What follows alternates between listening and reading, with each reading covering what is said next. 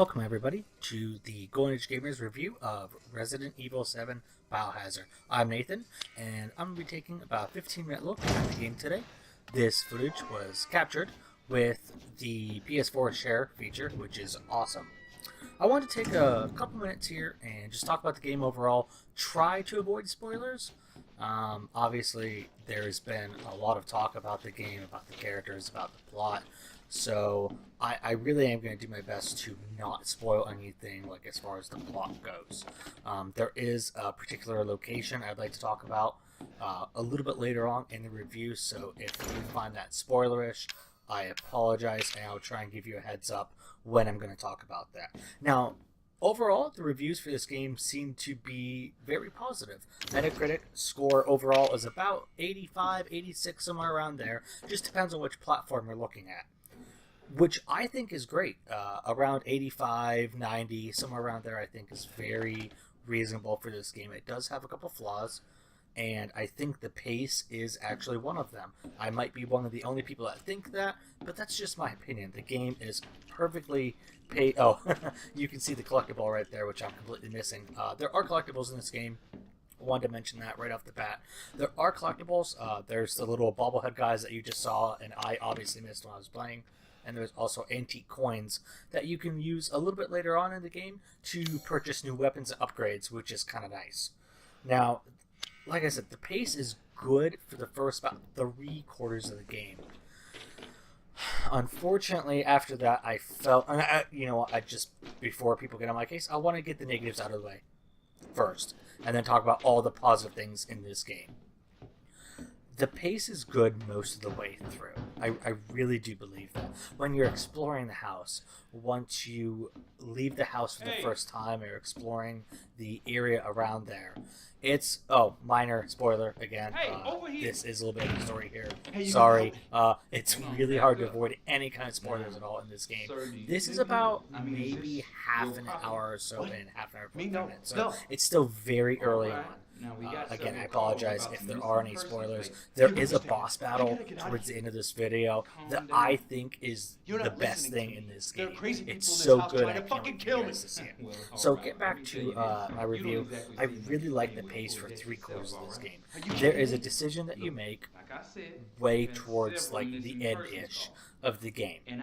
I'd say about 5 or 6 hours in, somewhere around there. It's about maybe an 8 to 10 hour game, depending on how you play it. You can stretch it out and try and find all the collectibles and everything, and it'll definitely be a longer game, and that's great. It took me about maybe 8.5, I believe, on an easy playthrough, because I just wanted to get through the game and explore it and enjoy it to the fullest without having to worry about always having to restart because I'm terrible at video games. But the pace really shifts about 3/4 of the way through. It really shifts once you get to a new location, and I personally didn't care for it.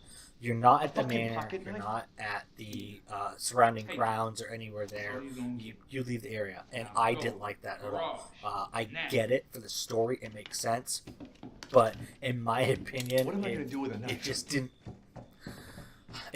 sit well with me. I think the other thing that was kind of off were the boss battles in this game. There are boss battles. They feel a little bit forced, like, oh, well, this is Resident Evil, so, 4 and 5 did really well. 6 did well financially, just not critically acclaimed game. So we have to have boss battles. Boss battles are great. They're really good. Let's put them in here. Let's find a way to incorporate them. And I feel like the game suffers a little bit because of it, because, you really have to conserve your ammo. There has been a knife. Oh, I find the collectible. There has been a knife-only playthrough, and congrats to that gamer. That's fantastic. I'm not good at games, so I definitely wouldn't be able to do that. But for the rest of us that aren't able to do a knife-only run, through the game on like Ethan Must Die or what, the hardest difficulty, we have to conserve ammo and stuff. And this game doesn't give you a ton of ammo. Normally, you can craft your own ammo, which I think is a big strength of this game, is the crafting. You can craft your own ammo, health, all that good stuff, to help you have resources throughout the game. I didn't. The boss battles are good, don't get me wrong. I just felt like they were kind of shoved in there, kind of like the new location towards the end of the game. It just felt like it was like the standard Resident Evil, like, oh, well, we have to have this because it's Resident Evil, and we have to have that. Something I thought was fantastic that I wrote in the review are the characters. The characters are fantastic. I don't want to spoil anything about who they are or anything like that, but the Baker family is phenomenal. The voice acting is great. Their movements are very natural and fluid, and they look phenomenal. Also, the items, as you can see here, the items are extremely detailed in this game. They did a great job with the items, the weapons, just all the environments for the most part. The lighting's beautiful. I apologize for the blood on the screen. Like I said, I'm terrible at video games. I also really like the exploration in this game. It's so good. It's so fun just to explore the manor and some of the areas you go to, because you do eventually leave the manor about, I'd say, maybe an hour or two into the game. You get to explore the areas around it.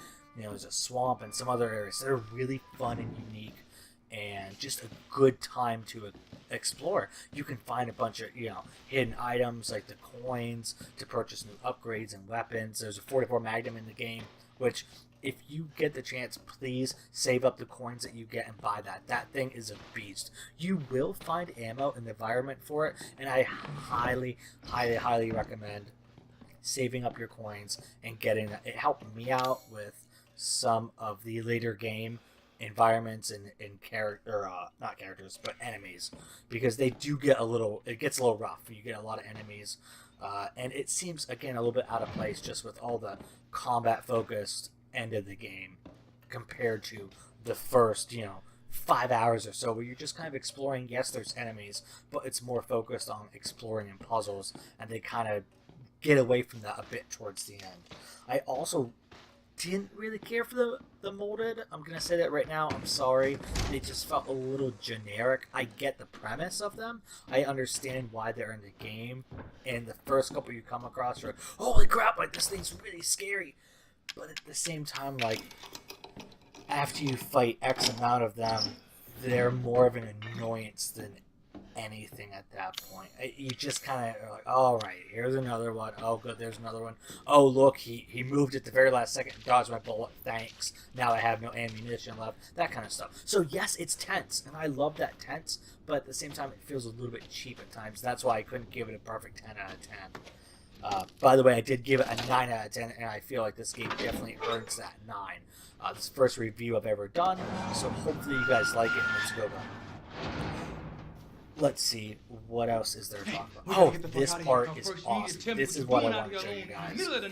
This is so cool, because there's a lot of different things that can happen during this boss battle. And you'll see here, he's talking to the officer. Basically, this guy gave you the knife because you asked him for a weapon. Ooh. Oh, he's not coming back from that.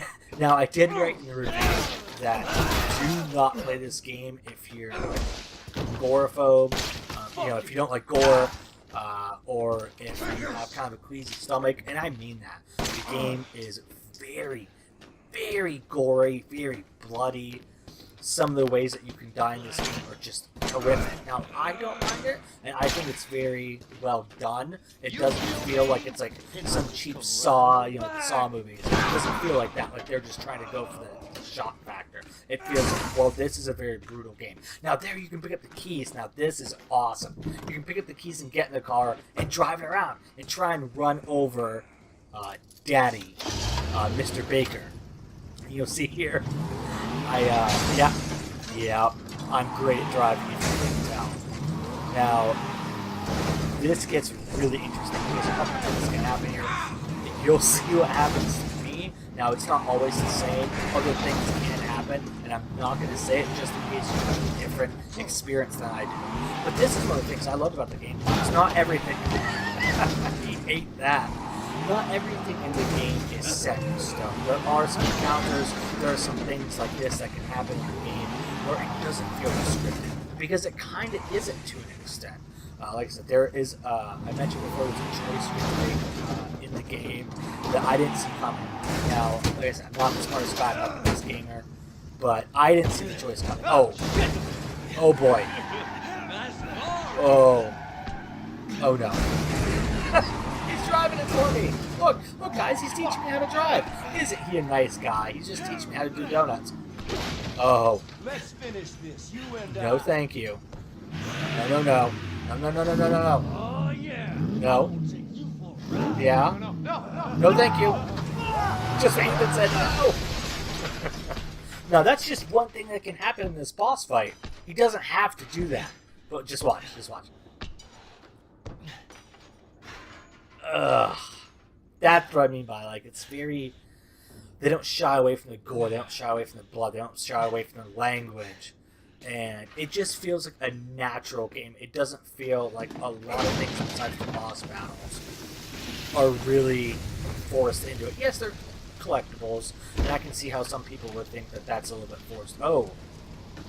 Yeah, he's not dead yet. Oh, boy. Now look what you've done, motherfucker. Yeah, he's terrified. Now, this is not the last time that you have to face him in the game. He is a tough customer, I will say that. But overall, I think it's a great return to form for Resident Evil. I feel like they really got away from what they do best with the horror elements, with some of the kind of like the corny characters. Ethan's a little bit of a cornball. Sometimes he can say some dumb stuff, which I laugh at. Other times it's a little cringeworthy. He doesn't actually talk a whole lot, which is a little bit interesting because a lot of the other main characters, like Leon, Chris Redfield, some of those guys, they had a lot more dialogue. Even Wesker's son in a 6, which I personally despise that game. I think it's a terrible video game. I didn't like it when I bought it and played it, but that's just me. I really did enjoy 4. I thought 4 was one of the best, if not the best, just because I didn't grow up playing 1 or 2. Oh yeah, here's this. Boy, you're about to see something wonderful. Yeah. Again, they don't shy away from the gore, from the brutality of what's going on. It's a horrific game, and I think it really brings it when it comes to that. Now, like I was saying, I think it's a great return to form. They have great puzzles in this game. Now, while they might not be extremely difficult or, mind-wrenching, they're at least good. They're not the best, but they're still very good. I think the combat is fantastic. I think first-person shooting really fits this game. If this was a third-person game, I don't think it would do nearly as well. And again, that's just my opinion, but I think overall, from what I've heard and read from other critics, that is a pretty common consensus overall. I also think the environment is beautifully crafted. I love exploring. I love that there's hidden rooms you can find. Not hidden rooms, but you can find hidden stashes. There are some smaller puzzles that you can just completely miss and not get certain items that will help you out later on down the road, like some steroids to increase your health and, some extra ammo, that kind of stuff. Save rooms, again, just like in the previous ones, you are invulnerable in save rooms. Thankfully, later on, the enemies cannot come into save rooms because they are a lot of molded towards the end and they are a pain in the rear. Thank you guys so much for watching. I really appreciate it. Hopefully this review helps out some people. If they're still a little bit undecided, maybe it confirms what they thought and they say, hey, yeah, I definitely agree. If you don't agree, that's great too. Let us know in the comments. I check those daily. I really want to hear what other people think. I want to know, am I right? Am I wrong? Why? All that good stuff. I really want to find that out because it helps me form my opinion and maybe look at it differently, because not everybody's gonna like this game, and not everybody's gonna love it, and that's okay.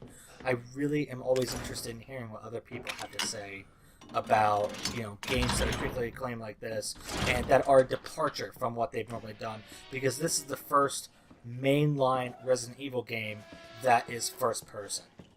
Now, thank you guys so much for watching. Really appreciate it. We are on YouTube, VidMe, Facebook, all those good places. We do have the website, GoldenAgeGamers.com. That's where the review's posted.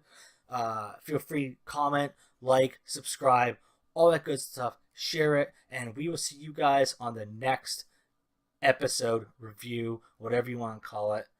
Thanks, guys. Peace.